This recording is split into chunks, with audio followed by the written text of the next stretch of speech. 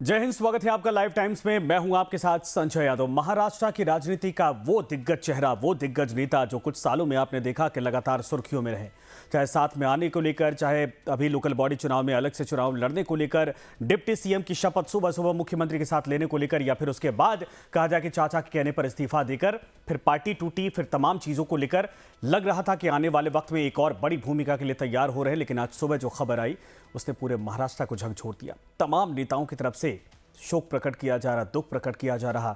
महाराष्ट्र के मुख्यमंत्री ने स्कूलों की छुट्टियां कर दी है, 3 दिन का राजकीय शोक घोषित कर दिया गया है। लेकिन दिल्ली हो चाहे महाराष्ट्र हो, हर जगह, चाहे देश के किसी भी हिस्से में हो, इस घटना के बाद लोग वाकई में भरोसा नहीं कर पा रहे कि क्या ऐसा हुआ है। क्या अजीत पवार वाकई में उनके बीच में नहीं है? क्योंकि राजनीति का वो चेहरा जो महाराष्ट्र की राजनीति को समझता था, साधता था, वो अब नहीं है इस दुनिया में। इसी बीच बड़ी खबर है कि बारामती प्लेन हादसे की जांच तेज कर दी गई है। ये बड़ी खबर इस वक्त आ रही है और एएआईबी की टीम दिल्ली से बारामती रवाना हो चुकी है। मामले की जांच की जाएगी। ब्लैक बॉक्स के जरिए अंतिम वक्त में क्या हुआ था इस बात का पता लगाया जाएगा। हालांकि ये भी कहा जा रहा है कि कोई मेडिक कॉल नहीं दी गई थी, कोई इमरजेंसी कॉल नहीं दी गई थी पायलट की तरफ से। लेकिन अचानक से ऐसा क्या हुआ, क्योंकि 2 पायलट थे और दोनों पायलटों का भी इसमें निधन हो चुका है, मौत हो चुकी है। और ऐसे में अब बारामती प्लेन हादसे की जांच पड़ताल करने के बाद मांग उठाई जा रही थी, जिसको लेकर अब एएआईबी की टीम कुछ देर में बारामती पहुंच जाएगी और जांच पड़ताल शुरू कर देगी। लेकिन 5 लोग इसमें सवार थे अजीत पवार के साथ और क्रू मेंबर के साथ। 5 का निधन हो चुका है और जो तस्वीरें आई थी, सीसीटीवी फुटेज हमने आपको दिखाया, उसमें देखा जा सकता है कि जैसे जमीन से टकराया ये विमान, उसके बाद धुएं का बड़ा सा गुब्बार उठा। और वैसे हादसे में किसी के बचने की संभावना वैसे भी बहुत कम होती है। और वही हुआ, जो 5 लोग सवार थे जिनमें अजीत पवार भी शामिल थे और यहां कुछ लोगों से मिलने, जनसभा को संबोधित करने जा रहे थे, लेकिन उससे पहले हादसे का शिकार हो गए। जिसके बाद देश के सामने ये दुखद खबर सामने आई कि अजीत पवार अब हम सब के बीच में नहीं है। ये चारों तस्वीरें मेरे दोनों तरफ आप देख रहे हैं और तस्वीरों में देखिए जब हादसा हुआ उस दौरान की तस्वीर है, जब लोग वहां पर इकट्ठा हुए, रेस्क्यू टीम पहुंची थी, उस दौरान की तस्वीरें। एम्बुलेंस बुलाई गई, लेकिन एम्बुलेंस दरअसल इनमें सिर्फ पार्थिव शरीर ले जाए जा सके, किसी को बचाया नहीं जा सका था। और जो पन्ने बिखरे, हमारे सहयोगी, वरिष्ठ सहयोगी और हमारे न्यूज़ डायरेक्टर दीपक चौरसिया जी कुछ देर पहले जब हमारे साथ जुड़े हुए थे, उन्होंने जो कहा कि अभी भी हमारे साथ जुड़े हैं, उन्होंने जो कहा कि उनकी तैयारियां दिखती थी, काम को लेकर डेडिकेशन दिखता था। और ये सोचिए कि तमाम फाइलें थी, यानी वो ट्रैवल करते समय भी लगातार काम पर फोकस करते थे, जनसभाओं को संबोधित करना था, कार्यकर्ताओं से मिलना था, आने वाले इलेक्शन को लेकर तैयारियां करनी थी। कहा यह भी जा रहा कि आने वाले वक्त में दोनों पार्टियां, जो दोनों धड़े बने थे, उनको भी मर्ज करने की जिम्मेदारी भी इनके ऊपर थी। लेकिन उसके पहले यह बड़ा हादसा हो गया और दुखद खबर सामने आई। दीपक चौरसिया जी हमारे साथ जुड़े हैं, संजय राणा जी हमारे साथ जुड़े हुए हैं। दीपक जी, एक बार फिर से मैं आपका रुख करना चाहूंगा। 3 दिन का राजकीय शोक घोषित किया गया है महाराष्ट्र में और तमाम बड़े नेताओं की तरफ से जाहिर सी बात है कि ये बात डाइजेस्ट नहीं हो पा रही कि आखिर ये अचानक हो क्या गया। और बहुत दुख की घड़ी न सिर्फ पवार परिवार पर है, बल्कि राजनीतिक तौर पर भी पूरे महाराष्ट्र के ऊपर यह गहराई है। ये बड़ी दुख की घड़ी है क्योंकि अजीत पवार को जल्दी ही बजट पेश करना था महाराष्ट्र का, जिसकी वो तैयारी कर रहे थे। और आपने देखा, जैसा मैंने आपको बताया था, कि कई सारे कागज बिखरे हुए एयर स्ट्रिप पर नजर आ रहे थे, जहां पर बारामती में इस प्लेन को लैंड करना था। लेकिन संजय, मैं छोटी छोटी जानकारियां आपको देना चाहता हूं, जो मैंने अभी प्रत्यक्षदर्शियों को सुना है, जो उनकी बातें सुनी है, उसके आधार पर प्रत्यक्षदर्शियों का कहना है कि प्लेन पहला एक बार उतरने की कोशिश करता है, लेकिन उसके बाद उतर नहीं पाता है। दूसरा चक्कर, एक चक्कर लगाता है पूरी एयर स्ट्रिप का, और उसके बाद जो है, जो बारामती का एयरपोर्ट है, उसमें दूसरी बार उतरने की कोशिश करता है। लेकिन वो जब हवा में होता है तभी वो हिचकोले खाता है और उसके अंदर ब्लास्ट सुनाई पड़ते हैं। और उसके बाद सीधे कुछ ही सेकंड के अंदर, 40 सेकंड के अंदर, ये प्लेन जमीन पर होता है। धुएं का एक गुबार उठता हुआ दिखाई देता है, जिसको हम एक सीसीटीवी फुटेज के जरिए दिखा रहे हैं। ये ठीक उसी तरह का इंप्रेशन पैदा करता है जिस तरह का इंप्रेशन हमने अहमदाबाद ब्लास्ट के अंदर देखा था, कि प्लेन क्रैश होता है और किस तरह का धुएं का गुबार उठता है। ये धुएं का गुबार जो एटीएफ जिसको कहते हैं, एयर टरबाइन फ्यूल, उसका इस तरह के काले धुएं का गुबार होता है। और हम देखते हैं बड़ा काले धुएं का गुबार होता है। परिस्थितियां इस तरह की विकट थी, परिस्थितियां इस तरह की खराब थी कि जो प्रत्यक्षदर्शी हैं और जो अस्पताल के लोग हैं, वो ये बता रहे हैं कि अजीत पवार को उनके कपड़े और घड़ी से पहचाना गया है। अपने आप में दिखाता है कि कितना दुखद ये हादसा था, और ये दिखाता है सवाल यहाँ पर ये भी खड़ा होता है, जिन सवालों को उठाया जा रहा है, जिनके ऊपर जो है कॉन्स्पिरेसी थ्योरी की बात की जा रही है, ममता बनर्जी साफ-साफ ये कह चुकी हैं कि ममता बनर्जी के हिसाब से सुप्रीम कोर्ट के एक जज से इस पूरे मामले की जांच होनी चाहिए, क्योंकि उनके हिसाब से अजीत पवार भारतीय जनता पार्टी को छोड़कर जाने वाले थे और इसी के चलते ऐसा हादसा तो नहीं हुआ है। अब ये कॉन्स्पिरेसी थ्योरी उन्होंने लोगों के दिमाग में डाल दी है, इस पर कई तरह की अटकलें लगाई जाएंगी, इस पर बाकी चीजें होंगी। वैसे मैं आपको ये बता दूं कि एएआईबी की टीम तो पहुंच चुकी है। इसके अलावा जो वीएसआर एविएशन है, जिसका पूरा का पूरा प्लेन था, उसके ऑफिस में भी जो डीजीसीए के लोग हैं वो पहुंच चुके हैं और इनिशियल जांच पड़ताल को किया जा रहा है। ये जो एविएशन कंपनी है, इसके जो कर्ता धर्ता है, उनका ये कहना है कि ये प्लेन पूरी तरह से सुरक्षित था। इसके जो पायलट थे वो बहुत अच्छा अनुभव रखते थे, बहुत लंबा अनुभव रखते थे और ये सब चीजें बताती है कि ये हादसा किस तरीके से हुआ। लेकिन एक बात तय है संजय, ये महाराष्ट्र की राजनीति के लिए एक बेहद अपूर्णीय क्षति है। अजीत पवार को जिस हिसाब से देखा जाता था और जिस हिसाब से उन्होंने अपना राजनीतिक वजूद खुद तय किया था, आपको याद होगा कि पिछले चुनाव के बाद पिछला चुनाव हुआ और एकनाथ शिंदे जब उप मुख्यमंत्री बने, तब अजीत पवार न केवल देवेंद्र फडणवीस के साथ आकर उप मुख्यमंत्री बन गए, बल्कि उन्होंने देवेंद्र फडणवीस के हाथ में हाथ भी बटाया। उस वक्त ऐसा लग रहा था कि शायद वो अपने चाचा से अलग नहीं हो या अलग हो। उस वक्त ऐसा लगा था जब पिछली बार उन्होंने सुबह सुबह उप मुख्यमंत्री पद का शपथ देने के बाद इस्तीफा दे दिया था। उसके बाद ऐसा लगता था कि शायद वो अपने चाचा से अलग ना हो, लेकिन फिर भी अजीत पवार ने अपनी एक नई राजनीति चुनी थी और वो एनसीपी जो उनके चाचा शरद पवार के साथ उन्होंने खुद ने बनाई थी, उसको तोड़कर वो असली एनसीपी के सुप्रीम कोर्ट से हकदार भी बन गए थे। घड़ी का सिंबल भी उनको मिल गया था। तो ऐसे में अजीत पवार ने अपने लिए एक बड़ी राजनीति तय की थी, अजीत पवार ने अपने लिए एक लंबी राजनीति तय की थी। वो अपने चाचा के जो छत्र छाया है उससे बाहर भी निकल गए थे, लेकिन अब आने वाले समय में एनसीपी में किस तरह के बदलाव और किस तरह के परिवर्तन देखने को मिलते हैं, जो एनसीपी का विधायक दल है जो इस वक्त सरकार में शामिल है, वो अब क्या करता है, इस पर भी सबकी निगाहें लगी होंगी। 3 दिन के राजकीय शोक का ऐलान किया गया है। पहले उनके जो अंतिम क्रिया है वो संपन्न होगा, लेकिन उसके बाद महाराष्ट्र की राजनीति बेहद गर्म होगी। बिल्कुल सही आपने कहा। अतुल पाटिल भी इस वक्त हमारे साथ जुड़ गए हैं, कांग्रेस के प्रवक्ता। अतुल जी, आज तो स्वागत करने का दिन नहीं है क्योंकि महाराष्ट्र की राजनीति में इतना बड़ा वैक्यूम, इतना बड़ा सदमा लगा है, लेकिन चूंकि कांग्रेस से भी रिश्ते अजीत पवार के बहुत अच्छे थे, आप लोगों ने साथ में सरकारें भी चलाई थी और तब से लेकर अब तक का सफर आप लोगों ने बहुत बारीकी से देखा था, करीब से देखा था। कैसे इसको आप कह सकते हैं कि महाराष्ट्र की जनता ये समझ पाए और ये बिलीव कर पाए कि अजीत पवार उनके बीच में नहीं है?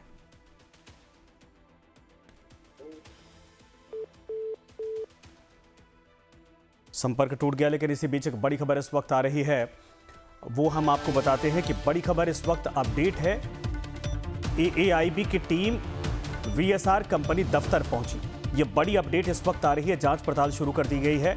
दिल्ली में वीएसआर कंपनी के दफ्तर पहुंची है एएआईबी की टीम और वीएसआर कंपनी का हेलीकॉप्टर बताया जा रहा है प्लेन हादसे की जानकारी लेने पहुंची। हालांकि कंपनी की तरफ से पहले कहा गया कि कोई ऐसी मेडिकल या टेक्निकल ग्लिच की कोई जानकारी सामने नहीं आई थी, अब तक नहीं मिल पाई है, लेकिन फिर भी एएआईबी की टीम शुरू से अंत तक मामले की जांच पड़ताल करेगी ताकि वाकई में यह समझा जाए, क्योंकि अब तक इतिहास देखा जाए तो इस कंपनी को लेकर कई प्लेन क्रैश हो चुके हैं और उसी कड़ी में इसको जोड़कर भी देखा जा रहा है कि कहीं ऐसा तो नहीं कि मेंटेनेंस को लेकर कोई ढिलाई या कमजोरी इसमें रही हो, क्योंकि जो पायलट इसको उड़ा रहे थे बहुत अनुभवी पायलट थे, कई कंपनियों में उन्होंने अपनी सेवाएं दी थी, एयरलाइंस कंपनियों में, लेकिन कोई मेडिकॉल, कोई इमरजेंसी कॉल भी नहीं दी गई थी। इस बात को लेकर भी जानकारी इकट्ठा की जा रही कि आखिर ऐसा क्या हो गया था। अतुल पाटिल एक बार फिर से कांग्रेस के प्रवक्ता हमारे साथ जुड़ गए हैं। अतुल जी, बहुत दुखद ये समाचार सुबह सुबह प्राप्त हुआ, आप लोगों के संपर्क संबंध बहुत अच्छे थे अजीत पवार से, पवार पूरे फैमिली से कांग्रेस के बहुत अच्छे संबंध थे, लेकिन लोगों के अंदर वो कौतूहल है, लोग कह रहे कि भाई हमारा एक नेता चला गया, कैसे हम ये समझ पाए, कैसे डाइजेस्ट करें? बराबर है, काफी दुख की घड़ी है, ये दर्दनाक हादसा है, लेकिन ऐसे कहते हैं कि विजिबिलिटी कम है। विजिबिलिटी कम थी तो फिर इतना साफ वीडियो कैसे आया? जो सीसीटीवी में रोड से आया, काफी दूर से आया है, तो सीसीटीवी इतना साफ क्यों आया? और पहले के विमान में संतुलन कैसे खो दिया था? ऐसे काफी सारे जो वहाँ पर पैसेंजर गया है इस घटना से, वो स्पष्ट तरीके से बता रहे हैं कि पहले से ही लैंडिंग होने के पहले ही ब्लास्ट हो गया था। तरह तरह की इंफॉर्मेशन आ रही है। और जिस तरह से राजनीतिक परिस्थितियां है महाराष्ट्र में, दोनों पार्टियों का टूटना, अभी रिसेंटली इकट्ठे आना, जिला पंचायतों के चुनाव में इकट्ठे लड़ने के लिए आगे जाना, और ऐसे में ये ऐसा हादसा होना, क्योंकि अजीत दादा जो है वो खुद काफी पर्टिकुलर थे। हर प्लेन अगर पायलट की इंस्ट्रक्शन देता है तो उसको फॉलो करते थे, प्लेन के बारे में जानकारी लेते थे, उड़ना ठीक है नहीं है ये पूछते थे। तो ये बड़ा सरप्राइजिंग है, बड़ा आश्चर्यजनक है कि ऐसा कैसे हुआ, इसकी जांच होनी चाहिए। क्योंकि एक बहुत बड़ा नेता जो शायद 10 विपक्ष को साधता था, जिसके लिए विकास ही अहम था, इसमें कभी कौन किस धर्म का, कौन किस जात का, कौन किस दल का, कौन सी पार्टी का, ये कभी देखना नहीं। काम आया है तो काम होना चाहिए, तो महाराष्ट्र के लिए महत्वपूर्ण है इस तरह की सोच रखने वाला, जिसमें एक नया तेरा उद्योग का जो है पुणे को, पिंपरी चिंचवड़ इस इलाके को दिया। तो इनका जाना काफी दुखदायक तो है, लेकिन बहुत बड़ा नुकसान है, बहुत बड़ी क्षति है, ये अपूर्णीय स्थिति है ये महाराष्ट्र की राजनीति की और महाराष्ट्र के सामाजिक और औद्योगिक जीवन की। वो एग्रीकल्चर समझते थे, वो जानवर को भी समझते थे कि कौन सी गाय होनी चाहिए, कौन सा बैल होना चाहिए, फूलों को जानते थे। वो फ्लोरिकल्चर जो आया पूना में, तलेगांव के बेल्ट में, उसमें उनका बहुत बड़ा योगदान रहा है। दूध के क्षेत्र में बहुत बड़ा उनका योगदान रहा है। डायनिक्स की जो फैक्ट्री है वहां पर, वो उनका योगदान है। टेक्सटाइल पार्क का उनका योगदान है। तो ये बहुत बड़ा जो है नुकसान है महाराष्ट्र का, महाराष्ट्र के राजनीतिक जीवन का। तो रहते तो महाराष्ट्र की राजनीति पक्का 2-3 महीने में करवट लेने वाली थी। अच्छा, ये बात ममता बनर्जी भी कह रहे हैं कि वो बीजेपी के साथ छोड़ने वाले थे, इसीलिए इसकी जांच होनी चाहिए। आप कह रहे हैं कि लैंडिंग से पहले, यानी जमीन पर टकराने से पहले ही वो जो कि इसमें धमाके हो गए थे, क्या कांग्रेस में संदेह पैदा कर रही है, या फिर आप लोग चूंकि विमान की टेक्निकल चीजों को लेकर जांच की मांग कर रहे हैं कि कहीं ऐसा तो नहीं कि कुछ गड़बड़ी था जिसकी वजह से हादसा हो गया? देखिए, कांग्रेस ने ऐसी नीच हरकत करी नहीं थी जिंदगी में। हाँ, ये वहाँ जो प्रत्यक्षदर्शी है वो लोग कह रहे, ये वहाँ के सीसीटीवी फुटेज कह रहे। क्या कोई किसी भी दल का नेता हो, क्या उसका जीवन इंपॉर्टेंट नहीं है? कोई नेता एकाएक रातों-रात बन जाता है? कोई भी नेता हो, किसी भी दल का हो, ऐसा हादसा होता है तो शंकाएं उत्पन्न होती है। वहाँ जो लोग कह रहे हैं उसके ऊपर हम बात कर रहे हैं ना। लोगों ने बताया कि एक जो प्रत्यक्षदर्शी है उसने बताया कि पहले ही संतुलन खो गया था और जमीन लैंडिंग होने से पहले ब्लास्ट हो गया। फिर ये बात कही गई कि वो वहां पर धूल थी, लेकिन फिर वीडियो कैसे इतना क्लियर आया? वो भी दूर के सीसीटीवी में। हाँ, क्रैश का वीडियो जो आया था वो दूर से आया। हाँ। तो जांच नहीं होनी चाहिए? इतना बड़ा नेता चला गया, जांच नहीं होनी चाहिए? अच्छा, आप लोग तो संपर्क में रहे होंगे, हाल फिलहाल में कोई मुलाकात, कोई ऐसी बात जो उनकी आप लोगों को पसंद आती थी? चूंकि राजनीतिक विचारधारा और पार्टियों से इतर भी मुलाकातें होती थी, और अजित पवार तो अपने विचारों को लेकर बहुत खुले हुआ करते थे, जो होता था दिल में वो मुंह पे बोल दिया करते थे।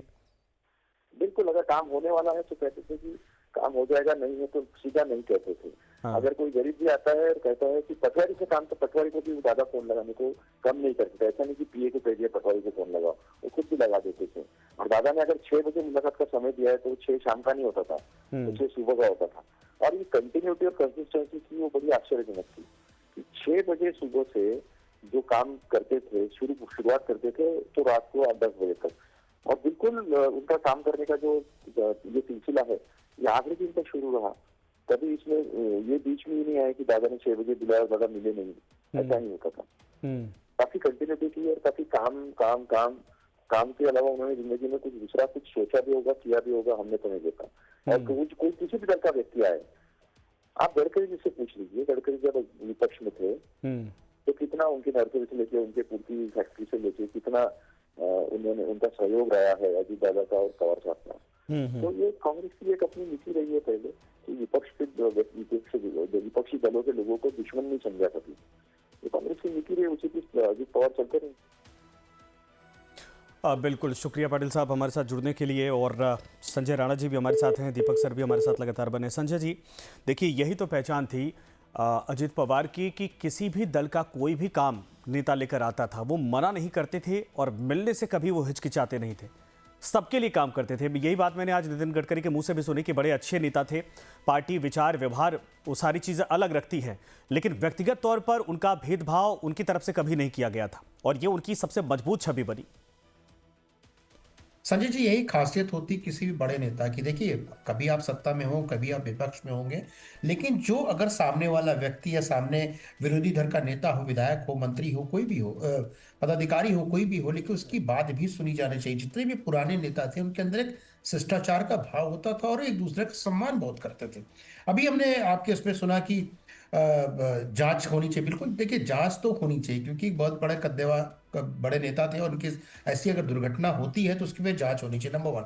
नंबर टू, जिस तरह से आपने बताया, आपके दौरे में पता चला कि उस जो कंपनी थी उसके ऊपर भी पहले प्लेन क्रैश के कुछ आरोप हैं। अगर इस तरह के प्लेन क्रैश के आरोप हैं तो उस पर जांच करके बंद कर देना चाहिए जब तक जांच में उसकी रिपोर्ट पॉजिटिव ना आ जाए। और जहां तक पायलट्स की बात होती है, देखिए, बड़ा इजी होता है किसी पायलट पे प्रश्न चिन्ह उठा देना। सुमित कपूर जी हो, चाहे मिसेस पाठक हो, दोनों बड़े एक्सपीरियंस वाले होते हैं। आपकी अगर मशीन काम नहीं कर रही है तो पायलट तो चला नहीं देंगे। पायलट का काम है उसको गाड़ी को चलाना, इंजन को चलाना, तो है ना काम है उनका। तो आरोप लगाना बड़ा इजी हो जाता है और उस पर जांच होनी चाहिए। अगर कोई भी आदमी के दिल में शंका है, चाहे वो कार्यकर्ता हो या विपक्षी नेता हो, तो जांच होनी चाहिए। और देखिए, आरोप प्रत्यारोप चलते रहेंगे कि उस पार्टी से निकलने वाले तो उस पार्टी में जाने वाले तो इस पे नहीं जाते हैं। जो क्षति हुई है वो उस पर हमें चर्चा करनी चाहिए। क्षति की भरपाई कैसे होगी और क्षति हुई तो कैसे हुई, कौन कौन उसमें लिप्त थे, वो जांच का विषय है। उसमें हम और आप या कोई और राजनीतिक आदमी नहीं बोल सकता क्योंकि हम एक्सपर्ट नहीं है उसके। बिल्कुल। तो राजनीति, चीजों को राजनीति करनी चाहिए, राजनीति को नेगेटिव उस पर नहीं देखना चाहिए। एक व्यक्ति हमारे बीच नहीं रहा, इतना बड़ा नेता हमारे बीच नहीं रहा, उस पर हमें दुख है, उस पर हमें दुख व्यक्त करना चाहिए। और उस चीजों से कैसे परिवार या पार्टी उभरेगी या महाराष्ट्र कैसे उभरेगा, इस पर हमें चिंतन और मनन करना चाहिए, ना कि हमें आरोप लगा देना चाहिए कि सरकार ये कर रही है, वो कर रही है। अगर सरकार एजेंसी, ऑब्वियसली इन्वेस्टिगेशन होगा, उसमें अगर आपको त्रुटि पाती है तो सबको अधिकार है सुप्रीम कोर्ट तक जाए, उसकी बातों को, अपनी बातों को रखे और उस पर जांच करने का दबाव डाल सकता, तो वो सेकेंडरी चीज है। लेकिन समझिए अजीत दादा पवार एक व्यक्ति नहीं थे, एक व्यक्ति। ठीक है सर, मैं आपको रोकना चाहूंगा। संजय जी, आता हूं। देखिए, शरद पवार के परिवार के लोग इस वक्त पहुंच रहे हैं और वो हम आपको तस्वीरें दिखा रहे हैं। परिवार की तरफ से सुबह ही जैसे जानकारी मिली रवाना हो गए थे। शरद पवार खुद मुंबई में थे, वहाँ से निकल गए थे, जो घर के सदस्य थे उनके साथ लेकर, और सुप्रिया शुले दिल्ली से मुंबई रवाना हुई थी। सुबह जब ये प्लेन उतर रहा था, VSR, ये VSR एविएशन करके दिल्ली, हैदराबाद और भोपाल में इनका बेस है। तो ये यहाँ ने चार्टर हुआ था, सुबह यहाँ से निकले थे। तो उतरने के समय पे पहले अटैम्प में उतर नहीं पाए तो उन्होंने गो राउंड किया हुआ है। गो राउंड मतलब टच डाउन करने, जब रनवे पर नहीं होते हुए फिर से एक चक्कर मार के आना, उसको गो राउंड कहते हैं। गो राउंड किया उन्होंने। और सेकंड अटैम्प में 1129 जो रनवे है उससे पहले एक छोटा सा गड्ढा है, 15-20-25 फुट का होगा गड्ढा, वहाँ पे उन्होंने डैश किया है इसको और ये दुर्घटना हुई है। और पहले भी इस कंपनी का 14 सितंबर 2023 को मुंबई एयरपोर्ट पे के ऊपर जब ये स्किड हुआ था और उसमें भी 6 पैसेंजर और 2 क्रू थे, पायलट को पायलट थे, लेकिन उस समय 6 के 6 बज गए थे और ये वगैरह, तो आज हो नहीं पाया। आज सुबह पुअर विजिबिलिटी थी थोड़ी सी, लेकिन इतनी भी नहीं थी। सुबह 9 बज गया था, 9-9:15 के करीब का टाइम होगा ये, तो इतनी थी। अगर सुबह जल्दी आते थे 6-7 बजे तो काफ़ी पुअर विजिबिलिटी थी। तो ये देखिए, उस कंपनी को लेकर जिसका विमान था उसको लेकर कहा जा रहा है कि पहले भी छोटे विमानों के ऐसे हादसे 1-2 बार बचे हैं, होते होते 1-2 बार हो भी गए, और ये तो बड़ा हादसा एग्जाम्पल भी है। ऐसे में अब जांच की जा रही कि कहीं ऐसा तो नहीं कि रख रखाव में, मेंटेनेंस में और कहीं कुछ चीज़ों को लेकर लापरवाही बरती जा रही थी, और ये तमाम जो एक्सपर्ट है वो भी इस बात को लेकर कह रहे हैं। लेकिन आप देखिए कि जो दिग्गज नेता हैं वो भी आज उनकी आंखों में आंसू है। दीपक जी हमारे साथ लगातार बने हैं। दीपक जी, पूर्व गृह मंत्री अनिल देशमुख कुछ देर पहले प्रेस कॉन्फ्रेंस करने के लिए बैठे थे, लेकिन वो पीसी में कुछ बोल नहीं पाए, उनकी आंखों से आंसू ही थे, वो अपने इमोशन को कंट्रोल नहीं कर पा रहे थे। और जो कार्यकर्ता थे वो तो कह रहे कि हमारा अभिभावक चला गया, अब हम किसके भरोसे रहेंगे, अनाथ हो गए। बिल्कुल, एक स्पेशल बॉन्डिंग थी, जैसा कि हम लगातार बात कर रहे हैं। स्पेशल बॉन्डिंग कार्यकर्ताओं और अजीत पवार के बीच थी। अजीत पवार अपनी दो टूक वाणी के लिए जाने जाते थे। अजीत पवार 24/7 पॉलिटिशियन थे। 5 बजे सुबह काम करना शुरू करते थे और रात में 11 बजे तक वो काम किया करते थे और सुबह 6 बजे से लेके रात में 10 बजे तक वो लोगों से लगातार मिला करते थे। आप अगर ये कहें कि उनके घर पर एक मजमा उनके कार्यकर्ताओं का लगा रहता था तो ये गलत नहीं होगा। वो कार्यकर्ताओं को नाम से जानते थे, वो कार्यकर्ताओं को, उनके परिवार के लोगों को भी बहुत अच्छी तरह से पहचाना करते थे। तो अजीत पवार ने ये सब कुछ कमाया था, इसीलिए आज अस्पताल जितने लोग पहुंच रहे हैं या जितने लोगों को इस बात की जानकारी मिल रही है, जिसमें आपने अनिल देशमुख का भी नाम लिया जो गृह मंत्री रह चुके हैं उद्धव ठाकरे की सरकार ने, आज उनकी आंखों में आंसू थे। तो ये एक स्पेशल बॉन्डिंग थी अजीत दादा पवार की अपने कार्यकर्ताओं के साथ और वो कार्यकर्ताओं के बेहद चहेते थे। अगर आप महाराष्ट्र के अंदर उत्तर से दक्षिण और पूरब से पश्चिम तक सुनेंगे और कार्यकर्ता ये कहता था दादा से मिलने जा रहे हैं। जब दादा से मिलने जा रहे हैं इसका मतलब दादा से उनकी समस्या का समाधान होना निश्चित है। कार्यकर्ता इस बात का भरोसा लिए जाते थे, कार्यकर्ताओं को इस बात का कॉन्फिडेंस होता था और कार्यकर्ताओं को ये लगता था कि वो किसी वीवीआईपी से मिलने नहीं बल्कि अपने घर के एक व्यक्ति से मिलने जा रहे हैं। यही कार्यकर्ताओं के बीच उन्होंने कमाया था, इसीलिए शरद पवार की पार्टी के बैकबोन वो थे। ये कहा जाए तो गलत नहीं होगा। अजीत पवार जब से शरद पवार से अलग हुए हैं तब से आपने देखा होगा शरद पवार भी राजनीति के अंदर हिचकोले खा रहे हैं। अजीत पवार ने अपनी एक निश्चित जगह तय की है। अभी वो उप मुख्यमंत्री थे देवेंद्र फडणवीस की कैबिनेट में, लेकिन शरद पवार के जो पार्टी की बैकबोन थी वो चली गई है, ये कहा जाए तो गलत नहीं होगा। और हाल ही के दिनों में हमने देखा पिंपरी चिंचवाड़ और पुणे के जो लोकल बॉडी इलेक्शंस हुए थे उसमें दोनों ने साथ मिलकर चुनाव लड़ा था। तो हाल ही के दिनों में बड़ी अटकलें लगाई जा रही थी कि क्या चाचा और भतीजे एक बार साथ आ सकते हैं। इसी के बीच ये दुखद खबर आई है और ये खबर और जिस तरह से लोगों का जुड़ाव और लोगों के रिएक्शन सामने आ रहे हैं संजय, वो ये बताते हैं, वो ये जताते हैं कि उनका किस तरह का रिश्ता अजीत दादा पवार के साथ था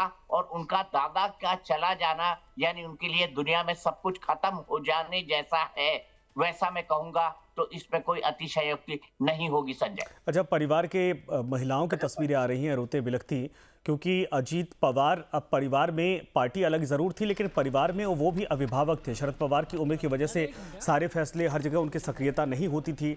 ऐसे में अपनी पार्टी की कमान संभालना, लेकिन परिवार के तौर पर वो सब कुछ समाहित करके एकजुट होकर चलते थे और जो सबसे बड़ा लीडर था, सबसे बड़ा मुखिया के तौर पर था, उसके कहने पर सब कुछ एग्जीक्यूट भी करते थे। उनके नहीं रहने के बाद देखिए परिवार की स्थिति क्या है। जो महिलाएं हैं वो उस बात को, उस गम को समझिए कि परिवार में सिर्फ शब्दों से बयां नहीं किया जा रहा है बल्कि आंसुओं में दिखाई भी दे रहा है और वो जो तस्वीर आ रही हैं वो साफ कुछ ये सब कुछ कहती है। लेकिन सिर्फ परिवार ही नहीं बल्कि पार्टी भी परिवार था। पार्टी की जो कार्यकर्ता हैं, महिलाएं हैं, पुरुष हैं, युवा हैं, बुजुर्ग हैं, सबकी आंखों में आज आपको आंसू दिखाई दे रहा है। और ये देखिए मुंबई में जो उनके आवास के बाहर अब हलचल बढ़ गई है, चूंकि कार्यकर्ताओं का वहां पर आना शुरू हो चुका है। कुछ देर में ये भी जानकारी साफ हो जाएगी कि पार्थिव शरीर कहां लाया जाएगा, जो पैतृक गांव है वहां ले जाया जाएगा या फिर मुंबई लाया जाएगा। इन तमाम चीज़ों को लेकर इंतजार किया जा रहा है, लेकिन इसी बीच जांच पड़ताल भी इस वक्त शुरू हो गई है। संजय जी, मैं आपके पास आता हूं। एक बड़ा गंभीर सवाल जो अब चर्चा का विषय बना हुआ है कि अजीत पवार एक मजबूत नेता और मजबूत चेहरे के तौर पर एनसीपी में थे। ये बड़ा वैक्यूम तो है, लेकिन सवाल है कि मराठा सेंट्रिक राजनीति जो वोट बैंक शरद पवार ने बनाया था उसको कभी कोई तोड़ नहीं पाया था। भले से पार्टी डिवाइड हो लेकिन उसका एक हिस्सा अभी भी लगातार बना हुआ था और महाराष्ट्र की राजनीति में जो भी कदम रखता था वो जानता था कि ये इंटैक्ट वोटर है शरद पवार, अजीत पवार का। क्या अब वो बिखरेगा या पार्टी की नेतृत्व के साथ वो जुड़ा रहेगा? नेतृत्व तो सही मिल जाता है, जैसे दादा थे, अगर उस टाइप का नेतृत्व मिलता है तो बिल्कुल उनके साथ रहेगा। अगर नेतृत्व नहीं मिलता तो ऑब्वियसली बिखरेगा। आपने एग्जाम्पल एआईएमडीएमके का देखा होगा, जयललिता के जाने के बाद एक वैक्यूम हुआ है। तो कोई उस नेता के बराबर का या लोगों को विश्वास जगाने वाला व्यक्तित्व चाहिए। वो अगर नहीं मिलता तो कहीं ना कहीं वोटर तो कहीं ना कहीं जाएगा ही जाएगा। नो डाउट, कभी भी कोई पार्टी खत्म नहीं होती। अगर कोई बोल दे कि राजनीतिक पार्टी खत्म हो जाएगी तो नहीं, 1-2% हो, 3% हो, 4% हो, वोट बैंक हमेशा बना रहता है, लॉयलिस्ट हमेशा रहते हैं। और पवार फैमिली जो है पुरानी फैमिली, ऐसा नहीं कि आज दादा नहीं रहेंगे तो पूरी पार्टी खत्म हो जाएगी, नहीं, पार्टी भी रहेगी, लोग भी रहेंगे, लेकिन उस लेवल का नेतृत्व करने वाला नेता है, ये प्रश्नवाचक चिन्ह बन जाता है। और उस जगह पे जहां पे दादा पहुंचाए थे या शरद पवार साहब ने पार्टी को पहुंचाया था, उस लेवल तक कोई पहुंचा पाएगा, ये प्रश्नवाचक चिन्ह है।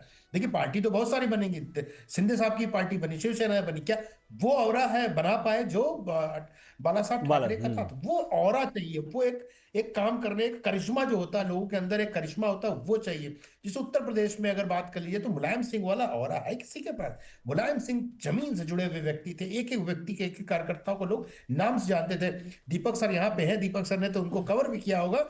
तो वो व्यक्ति तो क्या समाजवादी पार्टी के दूसरे नेताओं में नहीं है? अखिलेश यादव नो डाउट राजनीति कर रहे हैं। तो उसी तरह दादा का एक दादा की एक जगह थी, दादा की जगह को पूर्ति कर देना, मुझे नहीं लगता कि इस समय, मैं बार बार बोल रहा, सुप्रिया सुले नेता हो सकती, लेकिन सुप्रिया जी एक अच्छी नेत्री है, लेकिन वो चीज नहीं है जो करिश्मा दादा के अंदर था। देखिए दो नेता होते हैं, एक होते संगठन को चलाने वाला, एक होता पॉलिटिक्स करने वाला, वोट कैचर जिसको कहते हैं। तो दोनों का करिश्मा दादा के अंदर था। ये बहुत कम लोग होते हैं जो नेतृत्व भी कर ले, यानी संगठन को ही मजबूत कर ले और चेहरा भी बन जाए। मोदी जी को अगर देखा जाए तो वो वोट कैचर है, मतलब वो उनके नाम पे वोट पड़ता है, लेकिन वो कभी भी संगठन को उस लेवल पे नहीं काम कर सकते, बिकॉज उनके पास दूसरे काम करने के लिए। अमित शाह जी बहुत अच्छे रणनीतिकार माने जाते हैं, संगठन को मजबूत करने वाले माने ठीक जाते है हैं। सर, मैं आता हूँ आपके पास। संजय जी देखिए, इस वक्त ये कहा जा रहा है कि जो गाड़ियाँ इस वक्त पहुँची हैं इसमें शरद पवार हैं, और बहुत दुख का ये लम्हा है शरद पवार और परिवार फैमिली के लिए, क्योंकि जिस अस्पताल में इस वक्त पार्थिव शरीर है, आप अंदाज़ा लगाइए कि जो पार्थिव शरीर है उसकी पहचान जो शरद पवार घड़ी लगाते थे, पहनते थे, और साथ में उनके सफ़ेद कपड़ों से हो पाई है, क्योंकि 5 लोग जो सवार थे उनमें सफ़ेद कपड़े अजीत पवार ही पहने हुए थे, और उनकी कलाई में जो घड़ी हुआ करती थी वो बहुत बार हमने सबने देखी है। और चूँकि पार्टी का चुनाव चिन्ह भी था, निशान भी था घड़ी, तो ऐसे में घड़ी से ही पहचान हो पाई है। बहुत दफ़ा अपनी शर्ट में वो घड़ी टांग कर चला करते थे, या फिर जो लोगो लगा लिया करते थे प्रमोशन के लिए पार्टी के चुनाव चिन्ह का। ऐसे में ये देखिए अब शरद पवार की तस्वीरें साफ़ हो रही हैं। पहले हेलीकॉप्टर से वहाँ पर पहुँचे, उसके बाद कार में सवार होकर वो अस्पताल पहुँचे, और उम्र के इस पड़ाव में समझिए कि बेटे के बराबर, यानी बेटा ही मानते थे पार्टी जब एक थी, और अलग होने के बाद भी इतना बड़ा दुख, इतना बड़ा सदमा आंखों के सामने किसी भी पिता तुल्य शख्स के लिए बहुत हो रही है कि अजीत दादा अभी हमारे साथ नहीं है, और अजीत दादा के साथ 4 और लोग भी थे प्लेन में, तो उन सारे परिवारों को अपने कॉन्डोलेंसेस देता हूँ। 2 पायलट थे, क्रू थे और पीएसओ भी थे उनके साथ। और अजीत दादा से जैसे आपने बोला, हमारी भी काफ़ी मुलाकातें रही हैं पिछले 18 महीने जब से मैं मंत्री बना हूँ, और एक यंग मिनिस्टर होने के नाते वो काफ़ी गाइडेंस भी हमें देते थे। और काफ़ी बार महाराष्ट्र की चर्चा जब होती थी और मैं और मोहल भाई हम दोनों भी जब साथ में मिलते थे, तो काफ़ी अच्छी गाइडेंस, क्योंकि उनका जो एक्सपीरियंस रहा है पब्लिक सर्विस में, और ख़ास तौर पर जिस ग्रास रूट लेवल पे पब्लिक के साथ, खासकर गरीब लोगों के साथ जिस तरह वो खड़े रहे और उनके साथ जो उन्होंने काम किया, तो ये केवल हमारे लिए नहीं बल्कि पूरे महाराष्ट्र के लिए एक बहुत बड़ी लॉस है, और इर्रिपेरेबल लॉस है, इर्रिप्लेसेबल लॉस भी है। काफ़ी बार हमने जब उनसे बात करी तो हमें भी वो अनुभव मिला कि कितना वो प्रैक्टिकलिटी से और ग्राउंड रियलिटी से जुड़े हुए नेता है। उस तरह के नेता भी आजकल मिलना बहुत मुश्किल है, और महाराष्ट्र के लिए जिस तरह उन्होंने काम किया है वो हम सबके लिए आदर्शनीय रहेगा। और ख़ासकर अभी जो एक्सीडेंट जो हुआ है उसका जो इन्वेस्टिगेशन, उसको भी हमने शुरू कर दिया है। तुरंत डीजीसीए और एआईबी की टीम भी आई है, और जो प्रिलिमिनरी इन्वेस्टिगेशन या प्रिलिमिनरी जो समाचार हमें मिला है उसमें इतनी जानकारी थी कि जब वो लैंड करना चाहते थे सुबह करीब 8:48 AM के आसपास, तो उस समय विजिबिलिटी थोड़ा पूर था उधर, और जब ATC बारामती से उनका जो कांटेक्ट हो रहा था फ्लाइट के लिए पायलट से,